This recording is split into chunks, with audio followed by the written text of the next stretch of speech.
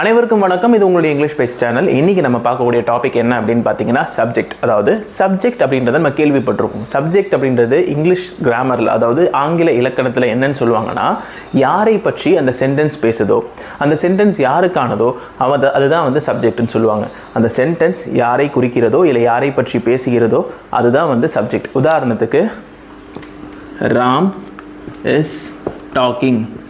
இந்த இடத்துல இந்த ராம் அப்படின்றது இந்த சென்டென்ஸில் யாரை பற்றி பேசுது? ராமை பற்றி பேசுது. அதுதான் வந்து சப்ஜெக்ட். அப்போ இந்த இடத்துல வேர்புன்னு ஒரு விஷயம் இருக்குது. அதாவது வேர்ப் அப்படின்றது செயல். வேர்ப் அப்படின்றது செயல், வினைச்சொல்னு சொல்லுவாங்க. வேர்ப் அப்படின்றதுக்கு தமிழில் என்ன சொல்லுவாங்க? வினைச்சொல்னு சொல்லுவாங்க. டாக்கிங் அப்படின்றது ஒரு வினையா? அது வந்து ஒருத்தவங்க பேசுகிறாங்க, அது வந்து ஒரு செயல் தானே, ஒரு வினை தானே. அதனால டாக்கிங் அப்படின்றது இந்த இடத்துல வேர்ப். இப்போ இந்த இடத்துல ராம் அப்படின்றது சப்ஜெக்ட். சப்ஜெக்ட் அப்படின்னு பார்க்கும்போது ராம், டாக்கிங் அப்படின்றது என்னது? வேர்ப், ஒரு வினையை குறிக்கிறது. உதாரணத்துக்கு எக்ஸாம்பிளுக்காக நான் இதை வந்து சொல்லியிருக்கேன். இந்த மாதிரியான சென்டென்ஸ் ஃபார்மேஷன்ஸ், சென்டென்ஸ் பேட்டர்ன் மற்றும் கிராமர் டாபிக்ஸ் வந்து அடுத்து வரப்போகிற காணொலியில் உங்களுக்காக நான் போட போகிறேன்.